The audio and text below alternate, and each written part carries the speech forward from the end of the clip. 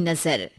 माँ, माँ, अरे क्या माँ माँ कर रहा है? बकरी का बच्चा है क्या?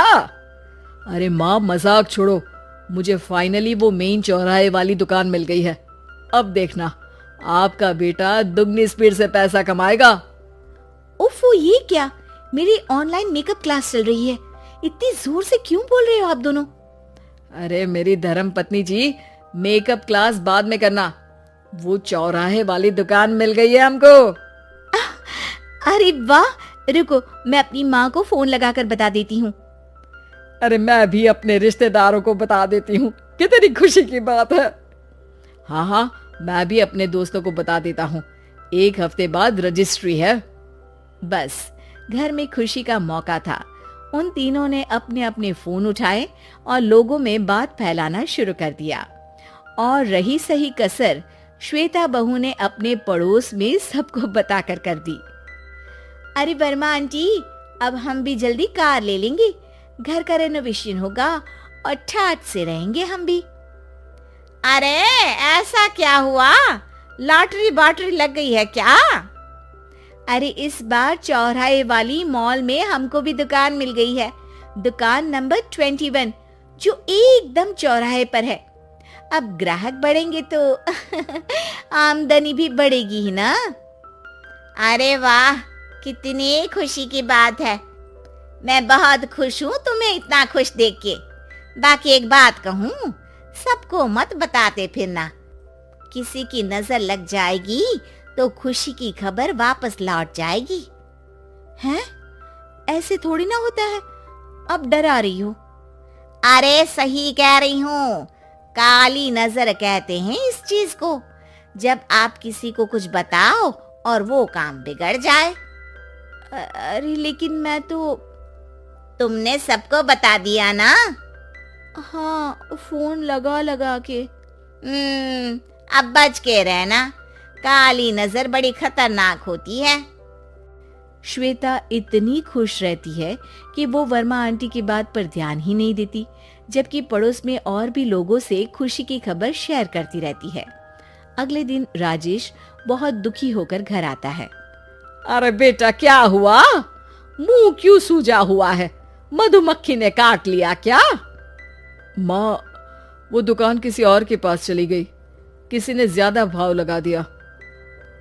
अरे पर बात तो आपसे हुई थी ना उस दुकान वाले की। हाँ, आज मैं टोकन अमाउंट देने गया था, तब मुझे पता चला, कोई आकर सुबह मुझसे पहले ही ज्यादा अमाउंट दे गया। काली नजर। क्या कहा? वर्मा आंटी ने समझाया था कि किसी को बताना मत, वरना काली नजर लग जाएगी। अच्छा, तुम्हें उनकी बात मान लेनी चाहिए थी।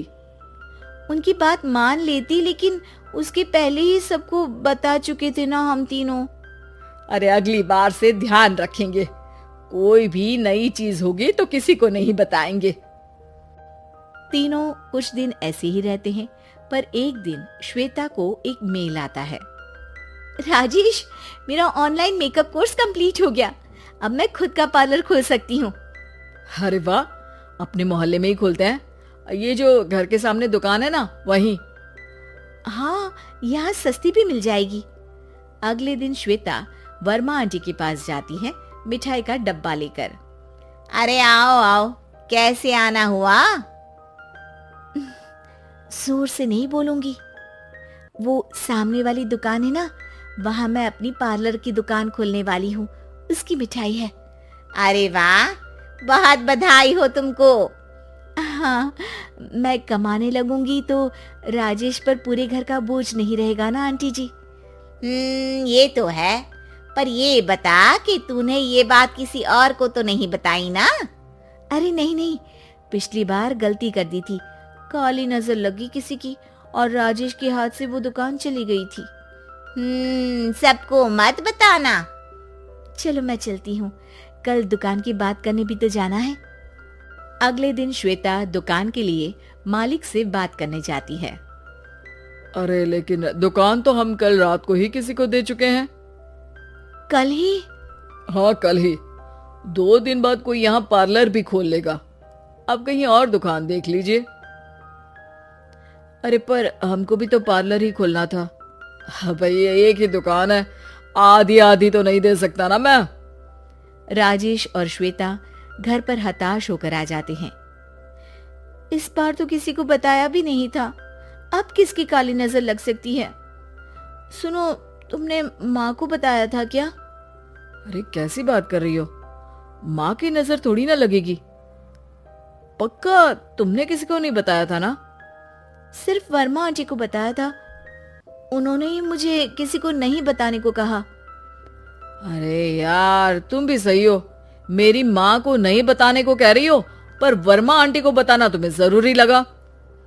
अरे वर्मा आंटी ने ही तो काली नजर के बारे में बताया था ना, वो हमेशा हमारा भला ही तो चाहती है।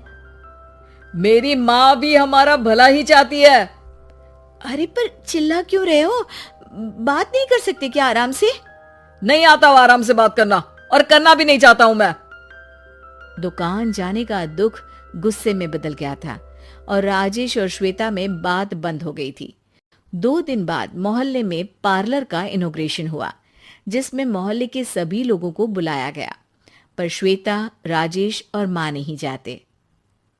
माँ, अंदर आ जाओ, क्या देख रही हो? अरे नया पार्लर देख रही हूं अपने आंगन से। देखो, माँ को दूसरे का सुख देखने में कितना मजा आ रहा है, मेरा दुख नहीं दिख रहा इन्हें। यह मेरा पार्लर भी तो हो सकता था। अरे चुप रहो यार, हर बात में लड़ाई क्यों ढूंढ रही हो? राजेश और श्वेता फिर बहस करने लगते थे।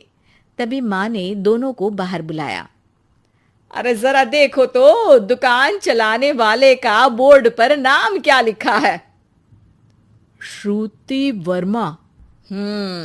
गाड़ी निकाले बेटा, हमें कहीं जाना है। काली नजर का इलाज कराने।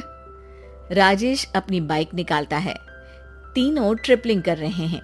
माँ राजेश को उस मॉल वाली दुकान पर लेकर जाती है जहां राजेश अपनी दुकान खोलने वाला था।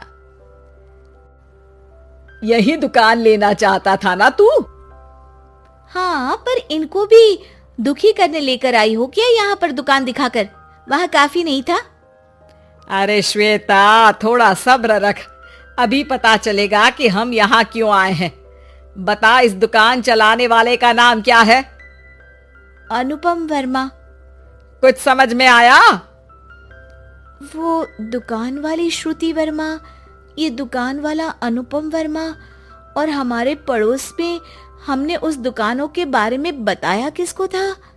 अब वर्मा आंटी को। मतलब वर्मा आंटी ही हमारा काम बिगाड़ रही है? नहीं नहीं, ऐसा नहीं हो सकता, ये बस इत्तेफाक है। राजेश अपना फोन निकालता है और श्रुति वर्मा और अनुपम वर्मा के नाम फेसबुक पर सर्च करता है, जहां ये दोनों ही वर्मा आंटी के रिश्तेदार होते हैं। श्वेता को समझ में आ जाता है कि वर्मा आंटी की ही नजर काली नजर है। अब क्या करना है? कोई भी खुशी की खबर हो तो काली नजर से बचना है, यानी वर्मा आंटी से बचना है। अरे पर मुझे ये समझ में नहीं आया कि वो हमारे साथ ऐसा क्यों करेंगी। अरे बेटा, एक सीख है, दूर के आदमी को आपकी तरक्की से कम परेशानी होगी, पड़ोसी को ज्यादा। दोनों माँ की बात में हामी भरते हैं और अगला काम चुपचाप करने की कसम खाते हैं, ताकि आगे से वर्मा आंटी कोई काम ना बिगाड़ सके।